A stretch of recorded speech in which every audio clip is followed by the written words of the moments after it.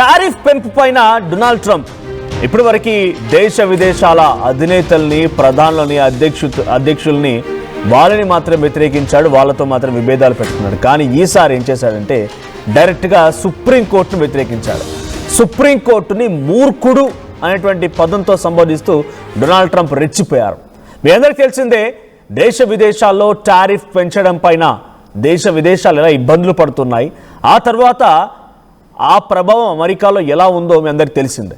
So అమెరికాలో ఇప్పుడు ఒక రకమైనటువంటి ఒక ఆందోళన ఏంటంటే అటు H-1B వీసాల రద్దు, అంటే ఎవరైతే దేశ విదేశాల నుంచి అమెరికాకు వెళ్ళాలనుకునే వారే కాదు, అమెరికాలో ఉన్న సిటిజన్స్ కూడా అసలు ఏం చేస్తున్నాడు ఈయన, ఏందో అర్థం కావట్లేదని చెప్పి చాలామంది కూడా వ్యతిరేకిస్తూ ఫెడరల్ కోర్టుకు పోయారు. ముందుగా ఈ టారిఫ్ పెంపు పైన ఫెడరల్ కోర్టును ఆశ్రయిస్తే ఫెడరల్ కోర్టు ఏం చెప్పుకొచ్చింది, డొనాల్డ్ ట్రంప్కి అధికారమే లేదు, డొనాల్డ్ ట్రంప్ ఇష్టం వచ్చినట్టుగా టారిఫ్ పెంచేటువంటి అధికారం లేదు అని చాలా స్పష్టంగా ఫెడరల్ కోర్టు తేల్చి చెప్పింది.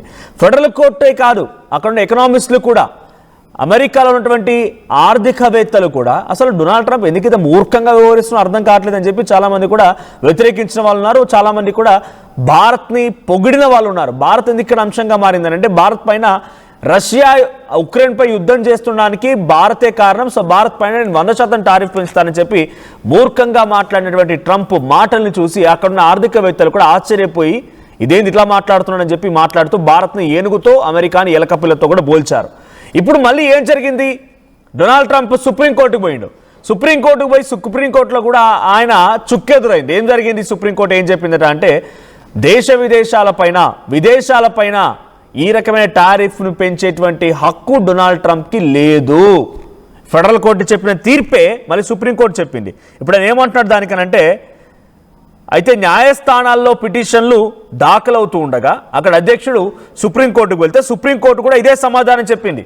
ఇదే సమాధానం చెప్పడంతో డొనాల్డ్ ట్రంప్ ఏమన్నాడంటే, నేను ఒక దేశానికి అధ్యక్షుడిని, అమెరికా దేశస్తులకి నేను టారిఫ్ పెంచడం మూలంగా వారందరికీ $2 సో $2,000 నాకు వచ్చినటువంటి ఆ ఫైనాన్స్ నుంచి, రాష్ట్ర బడ్జెట్ నుంచి వచ్చినటువంటి సుంకాల నుంచి నేను పబ్లిక్ డివిడెండ్గా ఇస్తాను. నేను చాలా ఒక దేశ అధ్యక్షుడు, ఎన్నికల్లో ఎన్నుకోబడ్డ వాడిని, నా దేశంలో రావాల్సినటువంటి విషయాలపైన లైసెన్స్ ఇవ్వగల శక్తి ఉన్నవాడిని, వద్దని నిలిపివేయగల ఆపేసేటువంటి శక్తి ఉన్నవాడిని, నేను టారిఫ్ పెంచితే మీరెవరు నాకు చెప్పడానికి అనే రకంగా సుప్రీంకోర్టుని విభేదిస్తూ సుప్రీంకోర్టునే మూర్ఖుడు అనే పదంతో సంబోధించాడు ఆయన. ఐ రిపీట్ అగైన్, ఆయన ఏం చెప్తున్నాడంటే ఒక దేశానికి అధ్యక్షుడు నేను, గౌరవప్రదమైన దేశానికి అధ్యక్షుడు నేను, ఆర్థికంగా అగ్రరాజ్యంగా పేరొందినటువంటి దేశానికి అధ్యక్షుడు నేను, ఎన్నికల ద్వారా ఎన్నుకోబడ్డ వ్యక్తిని నేను. ఒక దేశం ఏదైనా మాతో డీల్ పెట్టుకోవాలి మార్కెట్లో అనుకుంటే అగ్రిమెంట్ కుదిర్చేది నేనే, నిలిపివేసేది నేనే, వారితో మార్కెట్లో దిగేది నేనే, మార్కెట్ వద్దని విభేదించి వదులుకునేది నేనే. అటువంటి వ్యక్తిని టారిఫ్ విధించేటువంటి హక్కు నాకు లేదా, ఏం మాట్లాడుతున్నారు మీరు మూర్ఖంగా అని చెప్పి ఇప్పుడు సుప్రీంకోర్టును విభేదిస్తున్నాడు ఆయన.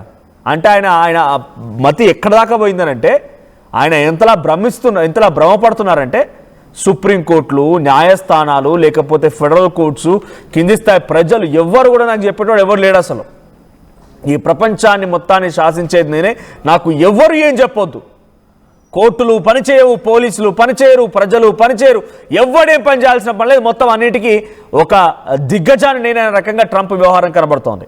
సుంకాలకు వ్యతిరేకంగా మాట్లాడే వారందరూ కూడా మూర్ఖులు అనేటువంటి పేరుతో ఆయన సంబోధించడం మనం చూస్తూ ఉన్నాం. సుంకాలతో అమెరికా రిచెస్ట్ కంట్రీగా మారిందని, స్టాక్ మార్కెట్లు దూసుకెళ్తున్నాయని, $1,00,000 అమెరికన్లకు అంటే ఒక ఏడాదికి $2,000 అమెరికన్లకు నేను ఇవ్వడానికి సిద్ధంగా ఉన్నానని, అటువంటి విధంగా డివిడెండ్లు ఇస్తానని. సో ట్రంప్ టారిఫ్స్ పై సుప్రీంకోర్టు అడ్డు చెప్తే సుప్రీంకోర్టుని మూర్ఖుడు అని కూడా ఆయన సంబోధించడం మనం చూస్తూ ఉన్నాం. సో ఒకటి కాదు, రెండు కాదు, చాలా పెద్ద ఎత్తున ఆయన మాట్లాడేటువంటి మాటలు, ఆయన పద్ధతులు అన్నీ కూడా మనం చూస్తూనే ఉన్నాం. సో దేశ విదేశాల్లో ఎటువంటి టారిఫ్స్ విధించారో అందరికీ తెలిసిందే. సో ఆ టారిఫ్ సంబంధించిన విషయం పైన ఇప్పుడు ప్రతి ఒక్కరు కోర్టుకు వెళ్ళి డొనాల్డ్ ట్రంప్కి వ్యతిరేకంగా మాట్లాడుతూ ఉంటే డొనాల్డ్ ట్రంప్ చాలా పెద్ద ఎత్తున ఆయన ఆందోళన వ్యక్తం చేయడం, తర్వాత సుప్రీంకోర్టు వెళ్ళడం చూసాం. సో ఇండియాపై ప్రెజెంట్ 50% టారిఫ్, బ్రెజిల్పై 50%, కెనడాపై 35%, యూరోపియన్ యూనియన్ పైన 15%, తర్వాత చైనా పైన 34%.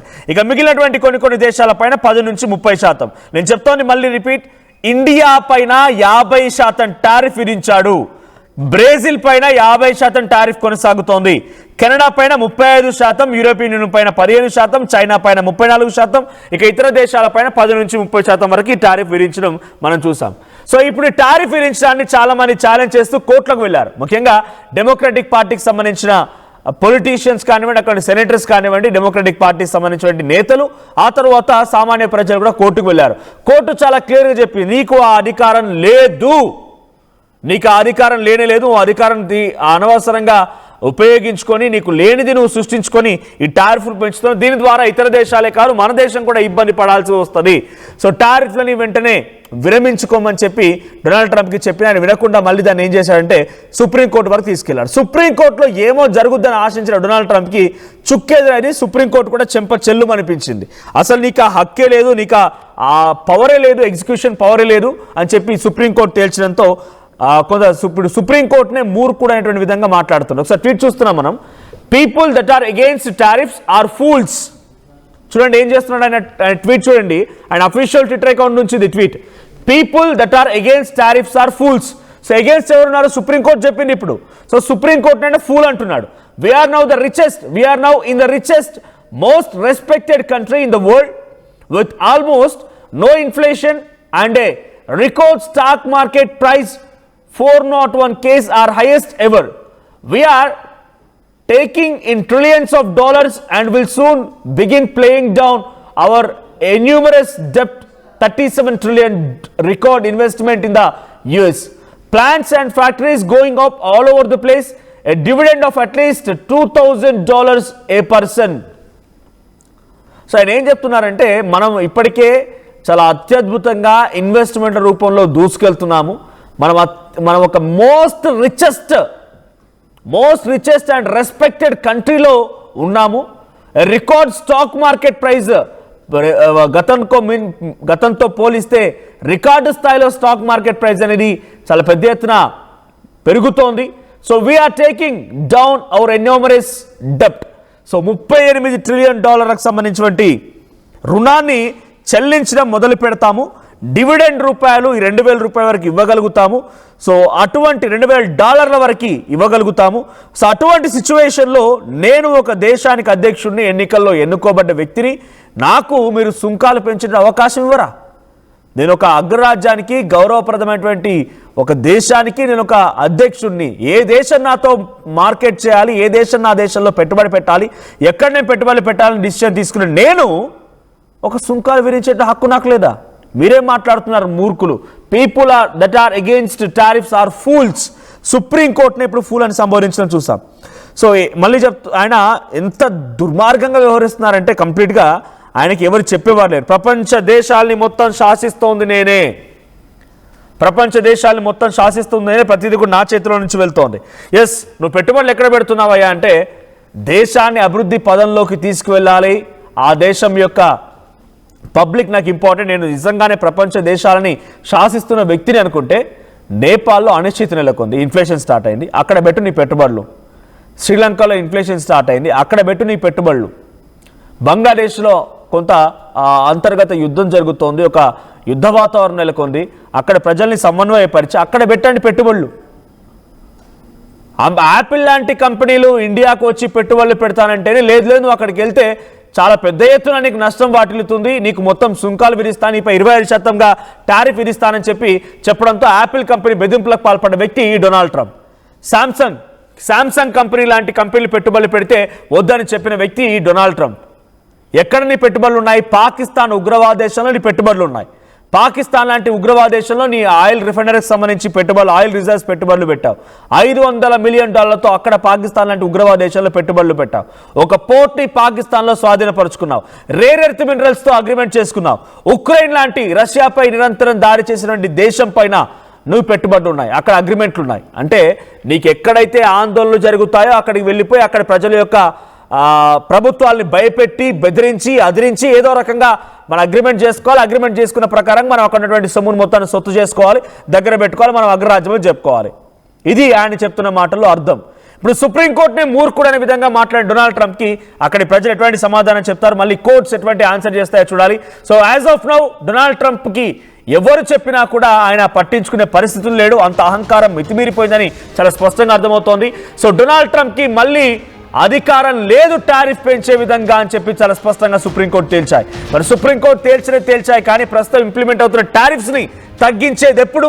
ఇండియాపై విధిస్తున్నటువంటి 50% టారిఫ్ని, అటు చైనాపై విధిస్తున్న 34% టారిఫ్ని, బ్రెజిల్పై విధిస్తున్నటువంటి 50% టారిఫ్ని, కెనడాపై విధిస్తున్న 35% టారిఫ్ని ఎప్పుడు ఎలా తగ్గిస్తారో చూడాలి. మరి సో గతంలో మాదిరిగానే మళ్ళీ టారిఫ్స్ ఇంప్లిమెంట్ అవుతాయి, లేదంటే టారిఫ్ని ఇంకా పెంచుతాను, సుప్రీంకోర్టు ఎవరు, సుప్రీంకోర్టు చెప్పేది నాకేంటి అని అహంకారంతో విర్రవీగుతున్నటువంటి డొనాల్డ్ ట్రంప్కి ఇది ఒక పెను సంచలనంగా మారి ఆయన ఇక్కడైనా పద్ధతి మార్చుకొని మళ్ళీ టారిఫ్ తగ్గిస్తారా చూడాల్సిన అవసరం అయితే ఉంది.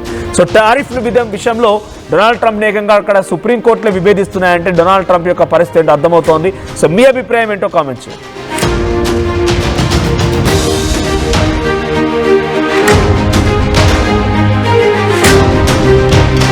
ఇల్లైనా ఫ్యాక్టరీ అయినా క్లినిక్ అయినా రూఫ్ ఉంటే safe. Truzon solar system install చేయండి. బిల్ తో పాటు బీపీ తగ్గించండి. నువ్వు సూపర్ స్టార్ అయ్యా. Truzon solar power, super power. Local to global news at your finger tips. మీ చేతిలో ఒక ఆయుధం. Download Raw TV app. Media legend Ravi Prakash is back.